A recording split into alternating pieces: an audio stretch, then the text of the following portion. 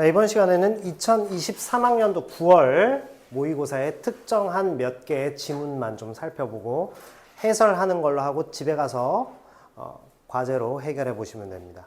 시간을 좀 재고 1시간 20분 안에 문제 해설만 일부 해드리는데 답을 달아드리거나 그렇지는 않고 문제 해설만 하겠습니다. 시간이 저래서. 자, 첫 번째 6페이지에 이 지문을 보면 구렁에 서 있는 나무 우뚝하기도 하구나 했습니다. 자, 이런 시를 봤을 때 구렁이라는 게 뭔지를 생각해 봐야 돼요. 구렁이 뭐지? 구렁? 구렁텅이. 구덩이죠. 그치? 구덩이에 나무가 서 있어. 그 나무는 조금 힘든 상태죠. 그래서 부정적인 시어냐, 긍정적인 시어냐를 보면 돼요. 고전 시간은 말을 좀 어려운데 이 말들을 어떻게 이해해야 돼? 그런 생각 할 필요 없어. 시라는 건 어차피 시상이 전개되기 때문에. 그리고 작가를 보면 권섭의 십유경 이랬습니다. 자, 그래서 권섭의 십유경이라고 해서 16개의 중심 소재를 통해 18번 문제를 보면 현실에 대한 인식을 드러냈고 각 수의 초장과 중장에는 소재로 쓰인 대상의 특성이나 상징적 의미. 그래서 18번 문제에 보면 이 소재, 이것의 특성과 상징성, 이것을 통해서 종장의 부조리한 현실에 대한 부정적 시각이 표출됐다. 부조리한 시대 현실인데 시조입니다. 그러면 둘 중에 하나야, 무조건. 어떤 것일까요? 권력이 있는 자들이 백성을 괴롭히거나 혹은 권력 있는 자가 백성을 괴롭힌다는 거 안에는 남성이 여성을 억압하는 그런 현실도 포함되어 있죠. 그렇죠? 그거 하나 아니면 부정적인 정치 현실이라. 둘 중에 하나예요. 간신배들이 왕한테 옆에 붙어가지고 막 이익을 얻어먹으려 한다든지 그런 것들을 충신이 걱정하거나 그 둘 중에 하나입니다. 그러면 전쟁 중에 나라를 걱정한다. 충신이 나라 걱정하는 거죠.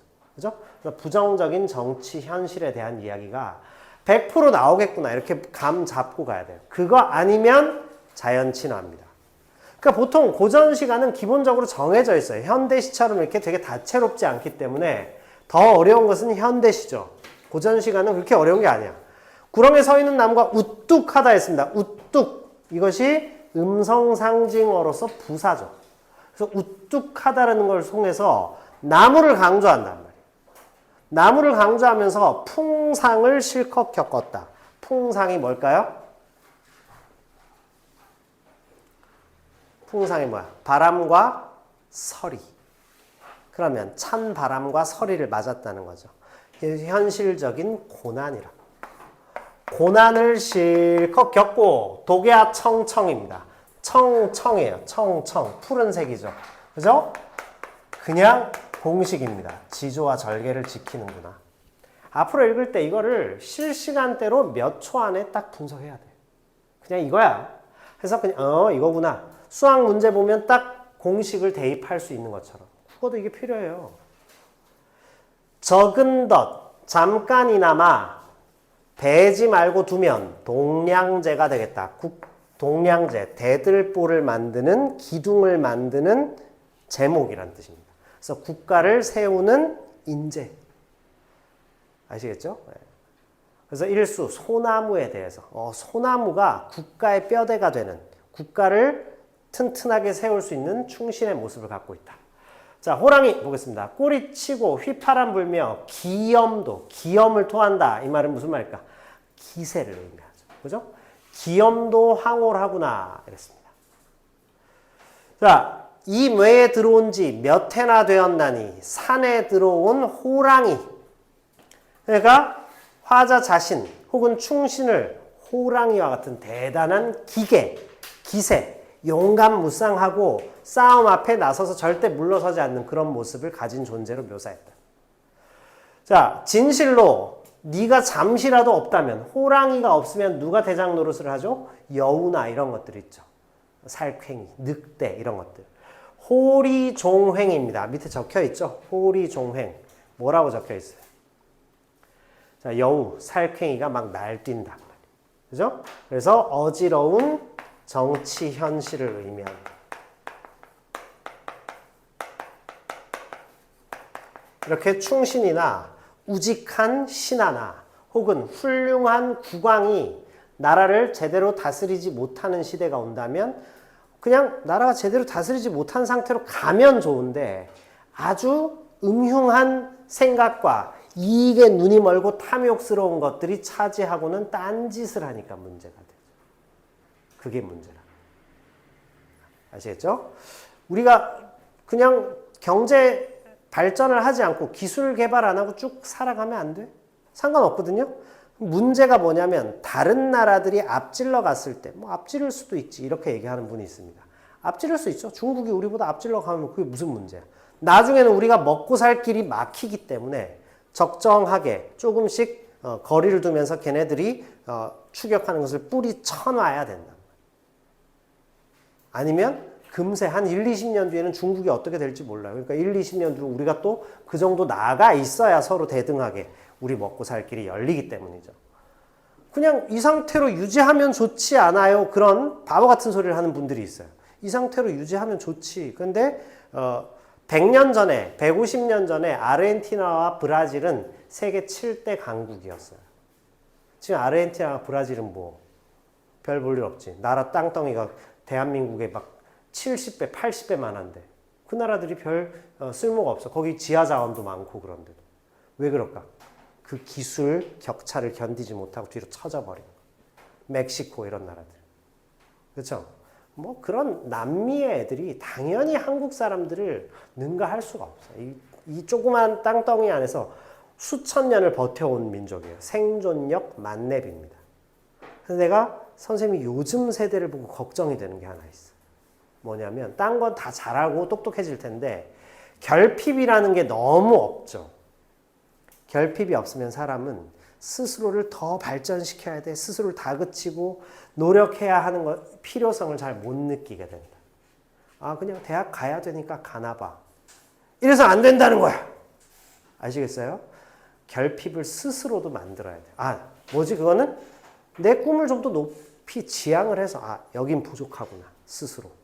그래서 여러분도 성공하려면 날마다 루틴이 있어야 돼요. 아침에 일어나서 영어 단어를 몇 개 본다든지 점심시간에 한 10분 동안은 수학 하나를 해결한다든지 루틴을 좀 만들어야 됩니다. 지금 공부하는 기계인데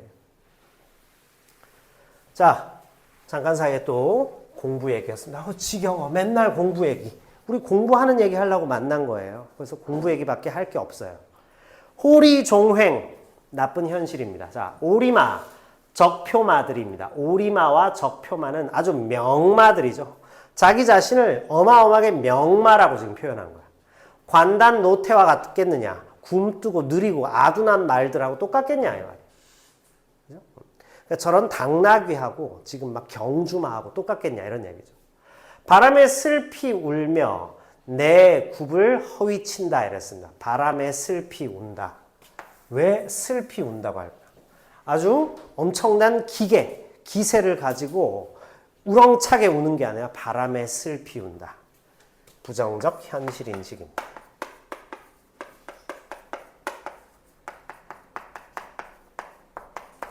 아무리 천리지 있은들 했습니다. 충성심이죠. 화자의 현실이 나옵니다. 알 리가 없어 서러워라 이랬습니다. 뭘까요? 임금의 어리석음이죠. 나를 알아주는 자가 없어. 제대로 된 인재를 등용하지 않는 현실은 오늘날도 똑같아요. 대한민국 국회에 앉아있는 300명 중에 제대로 된 사람은 30명도 안 된다의 선생님의 손목을 걸 수 있어요. 30명이면 3명도 안 될 겁니다. 그래서 우리나라 문제예요. 국민들이 이렇게 빠르고 스마트하고 합리적인데 꼭 가서 대표들을 못 뽑는 거예요. 왜 못 뽑을까요? 있죠? 네. 그런 쪽에. 선생님 고향이 대구예요. 근데 초등학교 한 5학년, 6학년 때 서울 올라왔는데 초등학교 거의 끝 무렵에 서울 올라왔어요. 그래서 중학교 때부터 서울 다닌 거예요. 서울에서. 그래서 서울 사람이에요. 네. 좋아하는 야구팀은 삼성 라이온즈. 그건 못 바꾸겠더라고요. 서울에서 살았어도 아빠 엄마가 한화 좋아하면 충청도 사람이죠. 그러면 아들도 한화 좋아하고. 경복고에 이제 1등급 나오는 친구 있는데 걔가 삼성 좋아하는, 너 왜 삼성 좋아? 엄마 아빠가 대구 분이에요.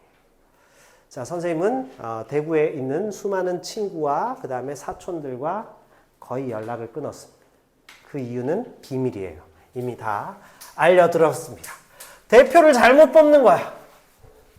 문제예요, 지금. 보통 문제가 아니야. 여러분에게 정치 교육 시키는 거야, 이게. 세뇌시키는 게 아닙니다. 합리적인 얘기. 선생님, 민주당 안 좋아해요. 민주당, 얘기했잖아. 민주당도 있는데 거기도 300명 중에 3명도 안 된다 그랬잖아. 전부 이상한 놈들이에요. 민주당 나 노무현도 그렇게 안 좋아했어, 옛날에. 지금도 뭐 그렇게 문재인 별로 안 좋아합니다. 네, 지금 이분만 좋아해요. 네. 네, 그분이 사람들한테 거의 알려져 있지 않았을 때도 좋아했어요. 찐이지, 난 찐 지지자. 자, 그런데 왜 그러냐면 똑똑한 사람이 리더가 돼야 되니까. 한국은 이제 선진국으로 가야 되는데 여전히 과거의 것과 섞여 있단 말이에요. 그런 거예요. 알 사람이 없으니 서럽다는 거. 그래서 우리나라 교육 얼마나 엉터리인지 알아요? 여러분이 교과서 엉터리야. 수능 엉터리예요. 엉터리지만 이걸로 시험 보니까 이걸 설명할 수밖에 없죠. 지금 이 시대에. 그치? 예체능 잘하는 사람들은 그림 잘 그리면 되는 거 아니야? 노래 잘하면 되잖아. 무용 잘하면 되는, 피아노 잘 치고 바이올린 잘 켜면 되는 거지. 왜 공부를 그렇게까지 요구하는 건지 알 수가 없어요.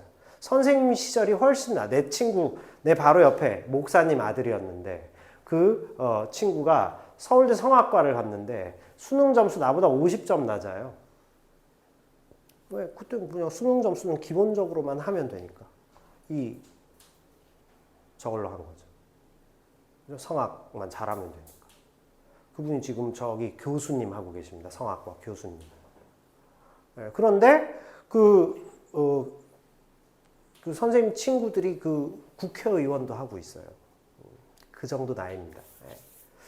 국회의원 한 사람, TV에 나오는 사람도 있어요. 네.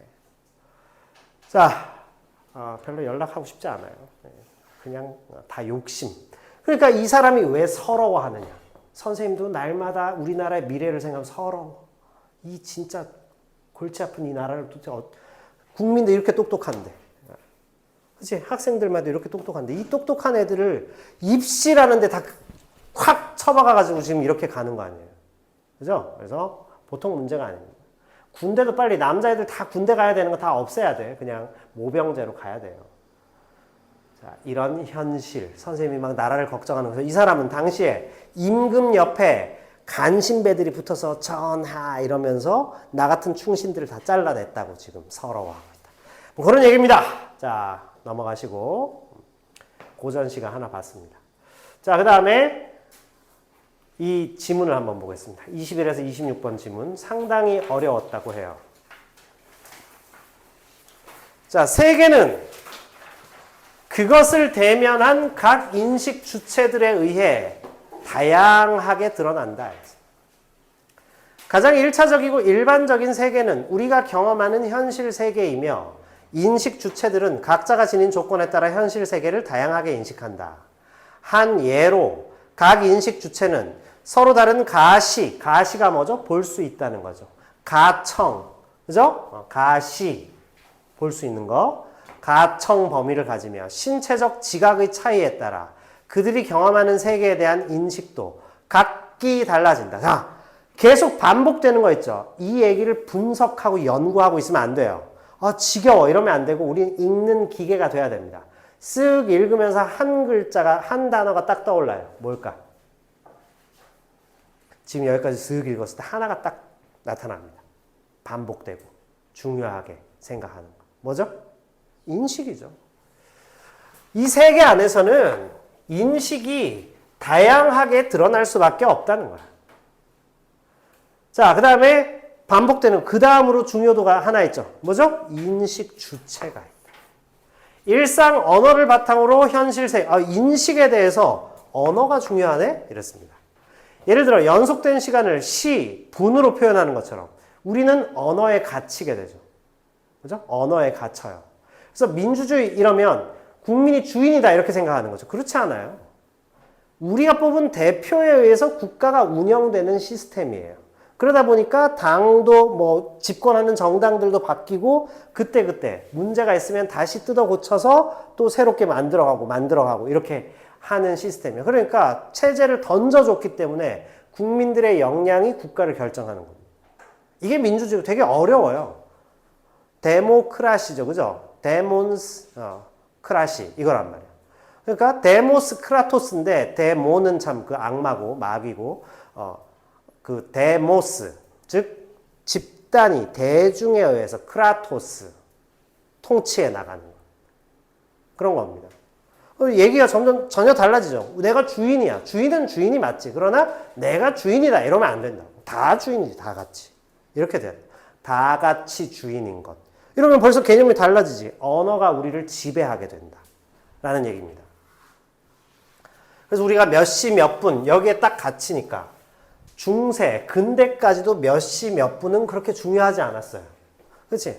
그래서 일제강점기 때 시계를 딱 걸어놓고 보니까 조선인들은 참 성실해 이렇게 한 거야. 왜? 새벽같이 나와서 공장에 가보면 막 일을 하고 있어. 왜? 아침에는 해가 빨리 뜨니까. 근데 이 사람들이 갑자기 겨울이 됐더니 아침 8시, 9시쯤에 출근하는 거야. 7시까지 오라 그랬는데. 그래서 자꾸 뭐라고 하다가 이제 페널티를 주기 시작한 거야. 임금을 깎고. 이러니까 아침에 탁 오더라는 거야. 그래서 물어봤죠. 야, 니네 여름에 분명히 새벽 5시에도 왔는데 왜 이렇게 늦게 오는 거야? 그러니까 해가 떠야 일을 하지요. 이렇게 된 거예요. 자, 그러니까 언어는 인간을 지배한다. 이 얘기입니다. 그래서 인식 주체에 의해서 인식은 다양하다. 그거 말고 끝나야 돼요. 이걸 연구하고 분석하고 있으니까 오래 걸리는 겁니다. 자, 두 번째. 그런데 자, 전환이 됐죠. 신체적 지각이나 일상 언어는 고정적이지 않아요. 운동선수처럼 반복적 수련을 하거나 안경 등의 도구를 이용하면 조건이 달라질 수 있고 새로 도입된 낯선 언어가 일상 언어로 자리 잡기도 한다. 한마디로 뭐죠? 언어는 신체적 지각이나 언어는 늘 변한단 말이죠. 그죠? 어떻게 바뀌어? 조건이 달라진다. 자꾸 뭐가 바뀌는 거예요. 새로운 조건. 스마트폰이 없었을 때는 전혀 저거 모르는 게 정상이에요. 근데 지금은 이미 스마트폰을 다 갖고 있고 인터넷이 갖고 다니는 거에 다 열려 있는 시대이기 때문에 20년 전, 15년 전까지는 다 열려 있지 않았어요. 2G폰밖에 없었으니까. 그죠? 통화한 다음에 가서 이제 찾아봐야 된다. 근데 이거 움직이면서 볼 수 있게, 지금 빨리 열어서 봐. 이게 가능해졌죠. 그렇게 늘 변한단 말이에요. 그래서 속도도 빨라지고.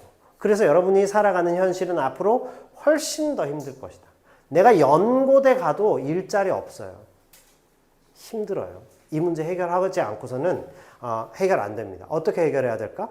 이제 거대 기업이나 초국가 기업이나 아니면 첨단 기업에서 벌어들인 걸로 국민 개개인의 통장에 이제 돈을 넣어줘야 하는 시대가 50년 안에는 와야 된다고 선생님은 확신해요. 한 달에 한 300씩. 그렇게 가야 돼. 우리가 다 그 일을 할 수 없으니까. 기본 생활은 보장해야 된다. 라고 봅니다. 근데 어쨌든 이 조건이 달라진다. 자, 다음. 인식 주체들에 의해 드러나는 각각의 세계는 세계 전체를 이루는 여러 얼굴이다. 여러 얼굴. 무슨 표현이야? 비유적 표현이죠. 그럼 이 비유적 표현의 뜻이 뭘까를 찾아가 보는 거야. 인식 주체들의 인식 조건은 다양해. 그래서 각각의 인식 틀에 따라서 저마다의 얼굴, 즉 각각의 존재면이 드러난다. 박스도 쳐놨죠. 그런 의미에서 하고는 이제야 뭐죠? 이 본심을 드러내서 이 글에 뭐죠? 회화예술은 존재면을 드러내는 작업이다. 이거 읽을 때까지는 그냥 쭉 읽어야 되는데 그으면서 이게 뭘까? 이러고 앉아있으니까 이거 하나 푸는데 20분 걸리니까 나중에 찍어야 된단 말이에요. 빨리빨리 읽어야 돼. 구조가 그렇게 돼 있습니다. 모든 글이 이래요. 그러니까 앞에 서론 지겨운 글들이 별로 인기가 없지. 서론을 너무 길게 써놨어. 유럽에 이제 특히 철학자나 이런 사람들이 그렇게 써놓습니다. 난해하게 쓴 거야. 뭔 소리야. 그치? 그래서 그 헤르만 헤세의 데미안 앞에 보면 인트로 부분 너무 어렵게 써놨지. 이게 뭔 소릴까? 나 청소년 때 데미안 처음 읽었을 때는 좀 짜증났어요. 앞에 한 서너 페이지, 서너 장이죠. 페이지죠. 안 넘어가. 이게 뭔 소릴까? 그죠? 그런 어떤 전통이 있는 거예요. 이런 글들이 그렇게 여러분에게 느껴질 수 있는 겁니다. 따라서 공통되고 반복되는 것 중에 핵심 방금 탁 체크한 거 그것만 빼낼 수 있어야 돼. 추출해낼 수 있어야 된다는 겁니다. 결국 회화는 인식 주체들의 다양한 인식에 따라 나타나는 존재면을 드러내는 작업으로 지금 다루고 있다는 얘기입니다. 자, 의식 수준이 성장함에 따라 인간은 점차 현실 세계의 현상 너머에 있는 형이상학적인 것을 갈망하게 됐고 이런 경향은 현대 회화에 영향을 끼쳤으며 회화에서 현실 세계를 다루는 양상에도 변화가 나타났다. 자, 그러면 방금 부분에 나타난 것은 첫 번째, 의식 수준의 성장. 그 다음에 형이상학의 갈망. 그 다음에 회화의 변화. 요거 이상 읽을 필요가 없어. 알아듣는 것만 이해해도 거의 답을 고를 수 있어요. 그런데 다른 거에 자꾸 속아. 그러니까 시간을 자꾸 뺏기는 거예요. 그러니까 어려운 거 뒤에. 그래서 쓱 보면서 어휘 문제부터 먼저 풀어버리고 전체를 다 이렇게 뒤져보란 말이에요. 한 1분 안에 해결할 수 있어요. 어휘 문제 한 2문제, 3문제 나오고 다 풀어버릴 수 있는 거예요. 그러고 나서 이제 시작하는 겁니다. 자, 현대화의 존재적 특징은 과학과의 비교를 통해서. 비교가 나왔네? 과학과의 비교. 분명해진다. 과학은 존재면이 비교적 이리적이며 무슨 소리인지 모르겠지? 일단 놔둬야 돼. 한 존재면을 수직으로 바로 뒤에 적어놨어요. 이의적이란 말은 한 존재면을 수직으로 파고들었다. 그래서 심층적으로 연구하는 거죠. 과학이라는 것은. 그치? 위치 에너지가 달라지니까 운동 에너지가 달라지네. 특히 수직 낙하 운동에서 위치 에너지의 변화에 따라 운동 에너지는 가속도라는 것이 붙어서 velocity, V라는 속도는 굉장히 가속도가 증가하는구나. 이런 것처럼 하나를 파고들었잖아요. 그렇죠? 그런데 회화는 그렇지 않아요. 예를 들어서 했습니다. 그래서 예시를 통해서 자꾸 뒷받침하죠. 과학은 뭐냐면 생물학은 종, 개체, 기관, 세포, 유전자, 무수한 면들을 드러내지만 넓게 보면 무수한 면들이 있잖아요 라고 반론을 제기하겠지만 넓게 보면 같은 면에 객관적 심층일 뿐이란 말이에요. 그죠? 이리적이단 말이에요. 하나의 존재면을 다룬다 이겁니다. 그러나 현대회화는 여러 존재면을 수평적으로 드러낸다. 이게 이제 문제죠. 수평적으로 드러낸다. 자, 따라서 과학과 회화의 사이에 뭐가 등장하느냐? 쟁점이 등장했구나. 이슈가 나타난다. 이걸 잘 봐야 돼. 과학은 이리적인데 회화는 다양한 것들을 드러낸다는 얘기하는구나. 이렇게 쉽게 좀 읽으라고. 어려운 지문이라 생각하고 어렵게 돌아가지 말고. 무슨 소린지 알겠어요? 그렇게 어려운 거 아닙니다. 수능고가 뻔한 거야. 연구해 놓은 거 딱 갖다 놓은 거야. 물론 내용 자체 깊이가 있죠. 그러니까 우리가 분석 잘 해야 돼요. 그런 집중도도 필요하고 노동의 영역이야. 그렇긴 하지만 그거 자체를 또 어렵게 들어가면 안 된다고. 어려운 것들을 어떻게 하면 지름길을 빨리 분석해낼 수 있느냐. 이것이 수능국어 읽기의 본질입니다. 지난 20년 이상 동안 이거 위주로 굉장히 많은 거를 해왔어요. 근데 지금은 내신이 매우 중요하기 때문에 내신에 더 집중하는 형태로 선생님이 하나 더 장착해놨을 뿐이에요. 가장 본질적으로 선생님이 여러분에게 원하는 것은 이런 독해력이라. 그리고 센스. 어떤 걸 해야 되는구나. 자, 그래서 입체주의, 표현주의, 현대회화를 보면 하나의 그림 위에 일상의 현실 세계와 상상에 의한 가능 세계가 자, 중요한 내용은 혼재되어 있다. 여러 세계가 섞여 있구나. 그치? 자, 이 혼재는 결국 뭐와 관계가 있죠? 여러 존재면들. 과학은 이리적인데 회화는 다양한 존재면들을 그렸구나. 요것들을 보셔야 된다. 아시겠습니까? 쉽게 읽으셔야 돼요. 어려운 거 아니에요. 조금만 연습해 보시면 충분히 할 수 있습니다. 그래야 등급이 올라가요. 국어는 등급 못 올려요. DNA를 갖고 있어야 돼요. 비문학 지문의 독해법이 뭔가요? 뭐 이런 소리 하시는데 스킬이 어디 있어? 그냥 읽는 거지. 진짜 스킬을 알려드리는 거예요. 사실 별거 아니다. 이 말씀 드리는 거예요. 방금 읽은 거 선생님이 음성 지원해서 같이 읽었지만 되게 어려워? 안 어렵거든? 근데 이 지문 어렵다고 했단 말이에요. 학생들. 자, 그 다음 보겠습니다. 그래서 뭐 1등급 컷이 막 80점대 중반인가 이렇게밖에 안 됐어. 전통 회화와 달리 자, 전통 회화는 뭐냐면 모나리자 이런 그림처럼 그냥 똑같이 그리는 거야. 무슨 성, 베드로 대성당 하면 그걸 똑같이 그리는 거예요. 자, 그럼 전통 회화와 달리 현대 회화는 실제와는 다른 방식으로 옵니다. 어떻게? 변형과 과장을 통해서. 뭘 만들었을까요? 추상적으로.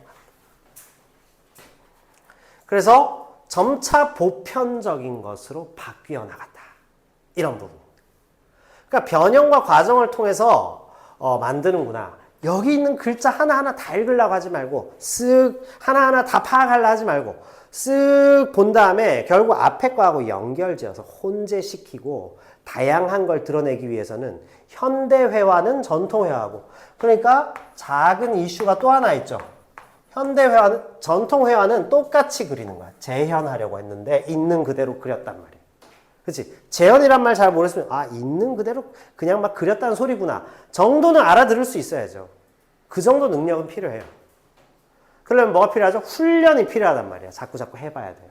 고3 되면 이거보다 한 3배로 어려워집니다. 굉장히 깊이가 있어져요. 그러니까 지금 이 정도 지문은 쉽게 어렵지 않게 읽어야 돼요. 이제 방학도 끝났는데 여러분도 이제 2년 뒤에는 이 과정이 끝나게 돼 있어요. 영원히 남아있는 것 같지. 2년 금방 지나가요. 2년 전에 몇 학년? 중2였죠. 중2에서 고1 금방이지. 고1에서 고3은 더 금방이에요. 한 1년 반쯤 산 것 같은데 여러분은 금방 30세가 된 자신을 발견하게 될 겁니다. 거기서 한 5년 정도 산 것 같은데 50살 돼 있다니까. 인생은 매우 짧습니다. 이 나이가 돼 보니까 알겠더라고요. 그래서 젊었을 때 더 많이 놀 걸 그랬어요. 맨날 토요일, 일요일 날 일을 하다 보니까 늙어서도 계속 토요일, 일요일 날 일을 하고 있습니다. 이제는 토요일, 일요일이 한가하면 이상해. 토일에는 나와서 수업을 하고 있어야 돼요. 23년째 그렇게 살고 있거든요. 극한 직업이에요. 그러면 선생님 너무 힘들겠다. 안 힘들어. 왜 안 힘들까? 극한 직업이 아니니까. 그냥 난 이것을 좋아하기로 마음먹었고 좋아하는데 적응해버렸습니다. 당연히 이때 나가서 일하는데 우리 저기 인천국제공항 관제탑에 누가 근무하시는 분 연봉 꽤 받을 거야. 그지?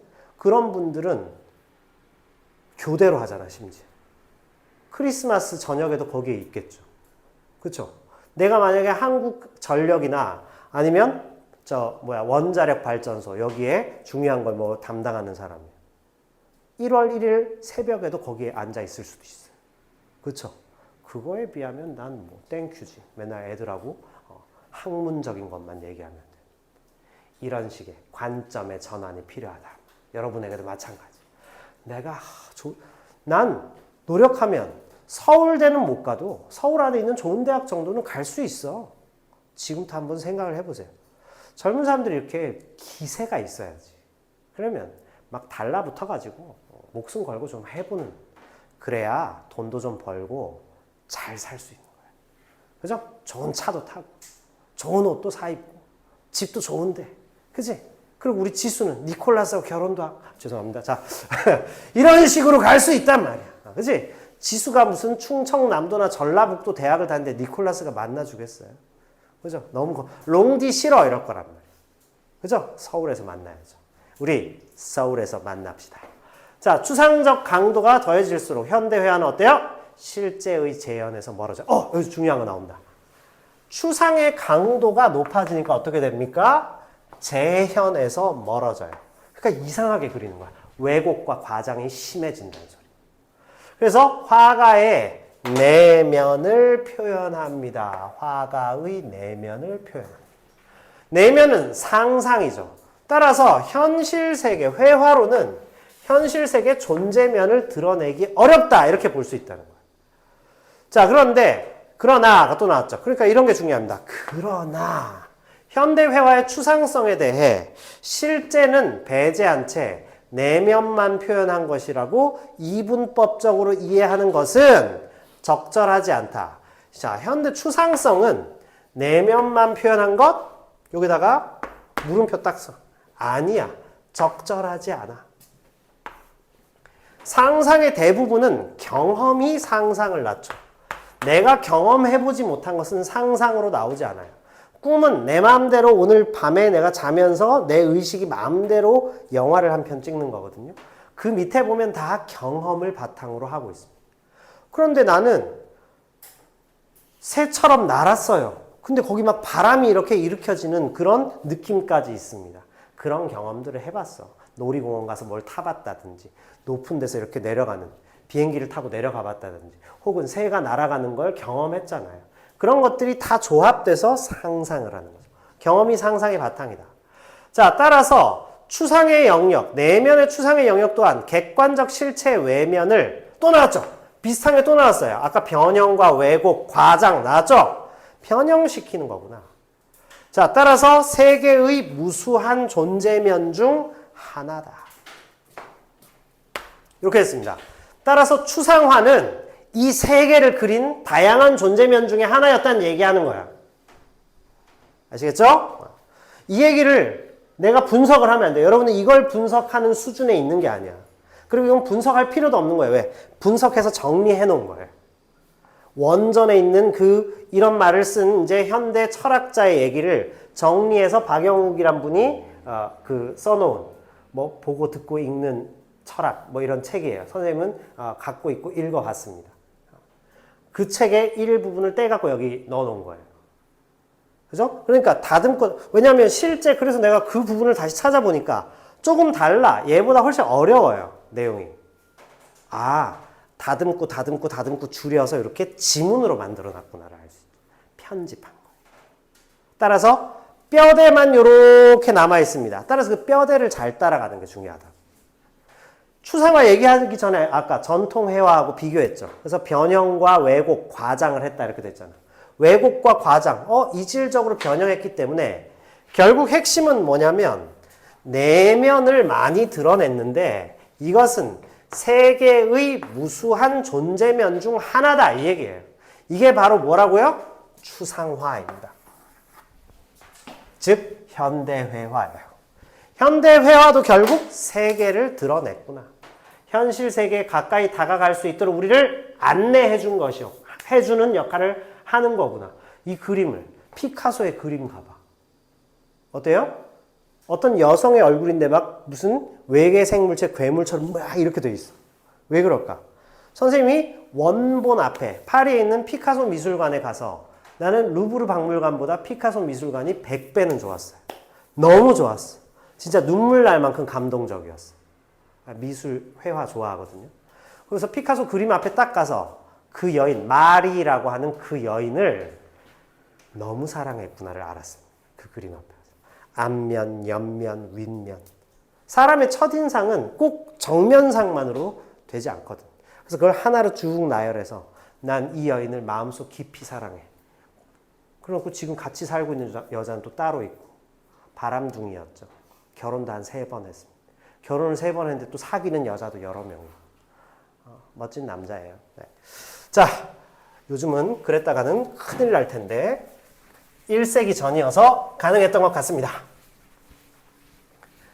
자, 그러니까 어때요? 세계의 무수한 존재면 이상하게 그려놓은 것 같지만 실제로는 세계를 그렸다. 자, 제시문 나와보겠습니다. 회화는 가시적이죠. 그런데 회화의 의미가 창작자의 주관이나 감상자의 주관에 따라 다양하게 형성됩니다. 따라서 비가시적 존재이기도 하다. 가시적 플러스 비가시적이에요. 독특한 존재 방식이죠. 따라서 평가를 해놨죠. 이걸 꼭 빨리 넘어가야 돼요. 10초 컷이에요, 이거. 자, 전통회화는 회화의 가시적 속성을 통해 객관적 세계의 외면을 전통회화는 사실적 재현이라. 근데 현대회화는 회화의 가시적 속성을 통해서 화가의 비가시적 내면을 드러낸단 말이에요. 보여주는데 그 보여주는 것 안에 나의 내면은 이런 것이다라고 표현을 해놨다는 겁니다. 따라서 현대회화는 화가들이 자신만의 관념적 세계를 가시한 결과물로서 회화 속에 존재하는 객관적 실제는 여기는 좀 다른 얘기를 하고 있죠. 객관적 실제가 객관적인 것을 드러냈다고 봤지만 사실은 주관화된 것이다 라고 봅니다. 무수한 존재면들 중에 하나지. 어떤 게 무수한 존재면이에요? 지수가 존재한 존재면과 그 다음에 지우가 존재한 그 경험한 존재면 다 달라요. 여기 앉아있는 모든 학생들이 지금 경험한 존재면이 다 다르단 말이에요. 다양하게 인식되는 거죠. 그래서 그럼에도 불구하고 이 객관적 실제는 현대회화 안에서는 주관화되었습니다. 왜 그럴까? 내가 경험한 것들을 드러냈기 때문에. 따라서 아까 제시문가에서는 현대회화가 아무리 추상적이라도 세계의 존재면을 드러낸 거야. 따라서 내면만을 드러냈다 표현하면 안 돼. 이랬지만 여기는 내면을 표현했기 때문에 주관화되었다. 그랬습니다. 자, 그래서 현대회화의 화가들은 현실에서 목격하는 일상의 모습을 비대칭적이거나 임의로 대칭을 만들거나 현실을 조작하는 등의 방법으로 비현실적 허구를 드러낸다.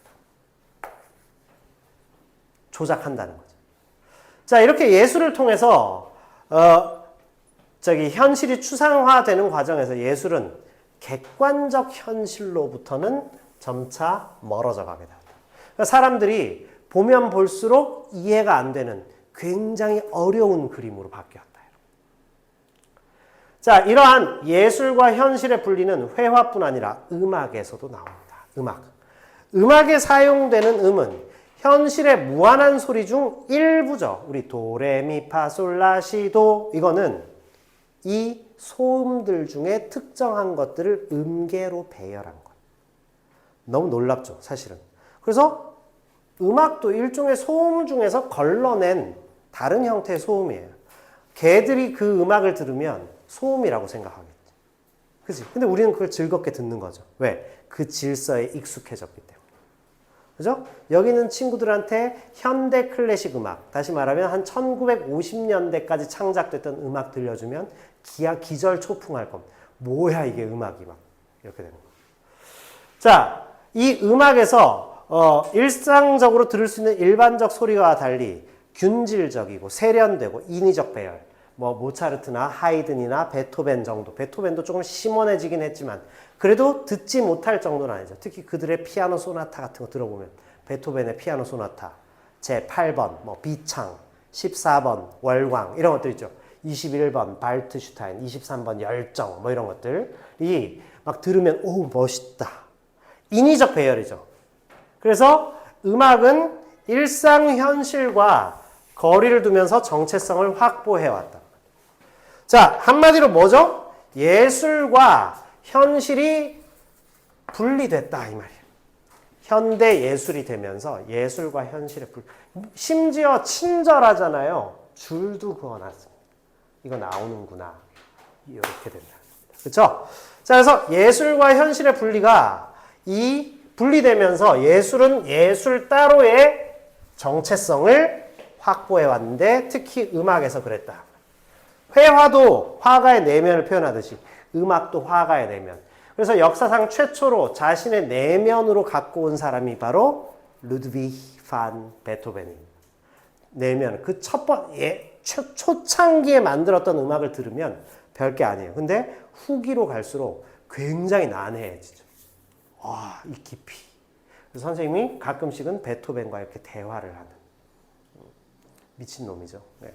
자, 베토벤은 생전에 실제로 공식적으로 출판한 그 공식 번호가 135번이 끝이에요. 현악사중주 제16번입니다. 그래서 현악사중주를 16곡을 만들었는데 각 악장이 막 3악장에서 4악장씩 뭐 이렇게 돼요. 심지어 14번 같은 경우는 7악장까지 있습니다.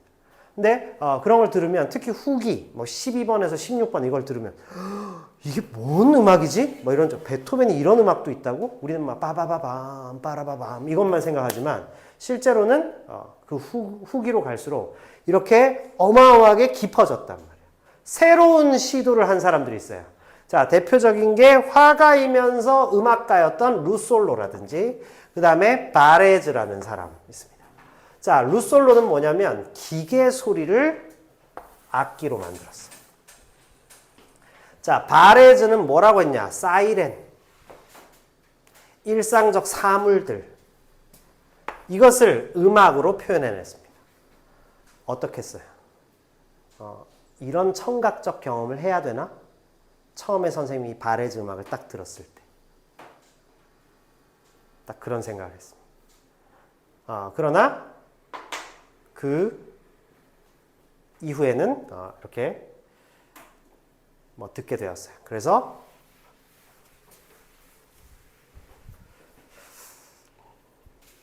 잠깐만요. 네, 제가 수업 중이어서요. 금방 전화 드릴게요. 자, 그래서 이 음양 오브제로 오브제가 뭐죠? 오브제. LG 가전 오브제. 나왔죠? 오브제가 뭘까요? 대상, 사물이라는 얘기입니다. 자, 그래서 게르노트 브에메라는 사람 뭐라고 했냐면 예술의 영역을 일상적 삶으로 확장하려고 했습니다. 자, 이걸 뭘까요?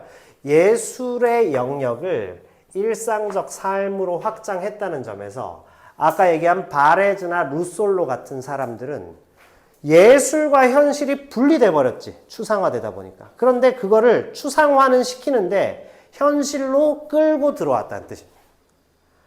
자, 그래서 확장된 미학입니다. 무슨 소리냐면 브에메는 예술의 미적 경험이 일상적 맥락에서 분리되어 예술가라는 특정한 존재에 의해 창조되는 특정 미적 대상에만 국한된다는 기존의 미학을 비판했어요. 다시 말하면 이 기존의 미학의 문제는 뭘까요? 추상성을 얘기하죠. 예술이 창작되고 수용되는 미적 경험은 일상적 현실로까지 확장이 되어야 한다. 이렇게 봤습니다. 따라서 훨씬 더 어렵게 들리는 그 음악들이 알고 보면 이제 우리의 현실로 확장시켜 가지고 왔다. 이런 얘기입니다.